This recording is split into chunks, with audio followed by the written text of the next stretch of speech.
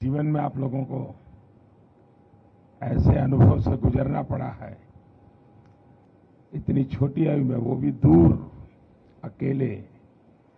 मैं कल्पना कर सकता हूं कि किस प्रकार की मानसिक परिस्थिति से आपको गुजरना पड़ा होगा। कठिनाइयों के बीच भी हम ठीक से अभी इवैक्यूएशन कर पा रहे हैं। हम लोग तो उम्मीद भी छोड़ दिए थे कि वापस इंडिया जा पाएंगे, क्योंकि 2 मार्च की हम लोग की फ्लाइट थी जो कि कैंसिल हो गई थी। जब इंडियन एम्बेसी और गवर्नमेंट वर्क किए तो हम लोग को एक नया उम्मीद मिला कि वापस इंडिया जा पाएंगे। All thanks to Indian government.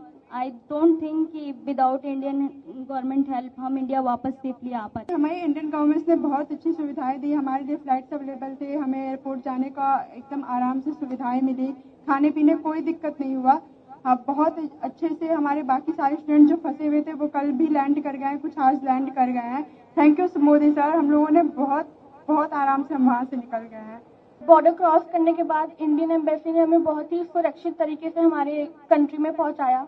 तो मैं हमारे प्रधानमंत्री नरेंद्र मोदी जी यानी कि आपका बहुत ही धन्यवाद कहना चाहूंगी कि आपने मुझे मेरे घर तक सुरक्षित पहुंचाया, और मुझे विश्वास है कि और भी जो बच्चे फंसे हैं आप उन्हें भी जल्द से जल्द उनके घर पहुंचा देंगे। सर, 24 तारीख को जब अटैक हुआ तो हमें लगा था कि हम यहाँ से अपने देश वापस नहीं जा पाएंगे, और सर 2 रात हम ऐसे गुजारे जैसे लगा है कि हम मौत को कितने करीब से देख चुके हैं। बट सर, मुझे गर्व है कि मैं भारत देश का वासी हूँ, और गर्व है मुझे यहाँ के सरकार पे, सर आप पे। और सर, सबसे ज्यादा गर्व मुझे महसूस होता है अपने तिरंगे पर। जब हम इवैक्यूएशन से आ रहे तो हमें ऐसी नोटिस मिली थी कि आप अपने बस के आगे और खिड़कियों पे तिरंगे को लगा दीजिए, ताकि जब रशियन आर्मी देखेगी तो आपके केवल तिरंगे से वो आपको टच भी नहीं करेगी। और सर, ये मेरे लिए बहुत बड़ी बात है कि मैं ऐसे महान देश में पैदा हुआ। उस ड्यूरेशन में हमारे पास कोई होप नहीं था, और single hope only is this कि हमारा government and first of all sir specially you sir भगवान के बाद अगर घर में नाम लिया जा रहा था तो सर वो आप थे। मोदी जी हमें बचा लेंगे, अब जो भी कर सकते हैं मोदी जी कर सकते हैं।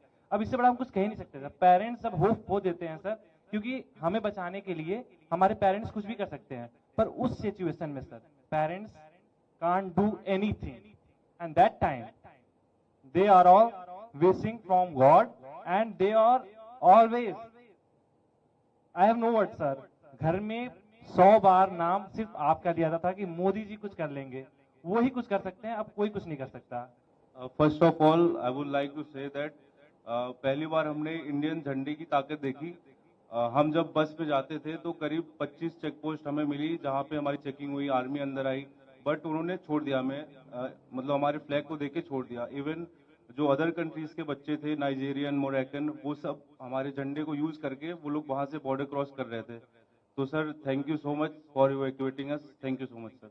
मेरी दादी ने मुझे ये बोला था कि क्योंकि मेरे फादर आर्मी में है, तो उन्होंने बोला था कि तुम्हारे पिताजी ने तो ये वॉर नहीं देखा जो तुम फेस करके आ रही हो, लेकिन उन्होंने ये कहा कि मोदी सरकार जी पे पूरा भरोसा है कि अगर कोई नहीं तो वो तो आपको जरूर ही निकाल देंगे। जब अटैक हुआ था उस 24 को, तो 25 को हम सारे राशन की लाइन में लगे। हमें लगा कि 1 हफ्ते लग जाएंगे हमें इवैक्यूएशन के लिए, लेकिन हमें 26 को ही मैसेज आ गया कि आज आपका इवैक्यूएशन है। हम बॉर्डर पहुंचे, फिर वहां से हम रोमानियन बॉर्डर को क्रॉस किया, और फिर वहां से इंडियन एम्बेसी ने हमारा बहुत साथ दिया, हमें तुरंत इवैक्यूएट किया गया, फ्री फ्लाइट्स, फ्री एवरीथिंग। मेरे पास तो इंडियन करेंसी भी नहीं थी लाने के लिए कुछ भी। तो हम लोग सो ही नहीं पा रहे थे कि अटैक हो गया, अब हम लोग के साथ भी कुछ भी हो सकता है।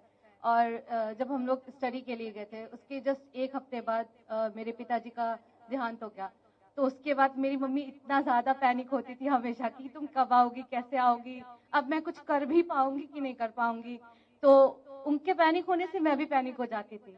तो जैसे ही उनको पता चला कि सरकार ने इतना इंतजाम किया है, आ जाऊंगी, जैसे ही उन्होंने मुझे देखा, आपको इतनी दुआएं दी हैं कि आप हमेशा खुश रहे, आप हमेशा जिए। उसके बाद हम लोग को जरा सी भी दिक्कत कहीं भी महसूस नहीं हुई। हमारा इंडिया इतना अच्छा है कि हमारे फ्लैग के जरिए दूसरे नेशंस के लोग निकल रहे हैं। तो thank you so much sir, thank you so much. हमारा देश मजबूत हो, इन सारी समस्याओं का समाधान उसी में है। उसी प्रकार से मैं तो अभी भी मानता हूं कि अगर देश में पहले से मेडिकल एजुकेशन की नीतियां सही होती तो आप लोगों को बाहर नहीं जाना पड़ता। कौन माँ बाप चाहते कि इस छोटी उम्र में अकेले भेजते, कोई माँ बाप नहीं चाहता। लेकिन हम लगे हैं। देखिए, पहले करीब 300-400 के बीच में हमारे यहाँ मेडिकल कॉलेज थी, अब हम करीब 700 तक पहुंच गए हैं। हर जिले में मेडिकल कॉलेज कर रहे हैं। पहले हमारे देश में कोई 80-90 हजार के बीच में सीटें थी, अब पिछले 5 साल में हम उसको 1.5 लाख तक पहुंचा दिया है। यूपी में भी नए 2100 विद्यार्थियों के लिए सीटें बनाई हैं। यहाँ प्राइवेट मेडिकल कॉलेज भी करीब डबल हो रही है। और मेरी कोशिश है कि हर जिले में मेडिकल कॉलेज हो। जिस प्रकार की कोशिश हम कर रहे हैं, तो शायद 10 साल के भीतर भीतर पिछले 70 साल में जितने डॉक्टर बने हैं, उतने नए 10 साल में बन जाएंगे जी।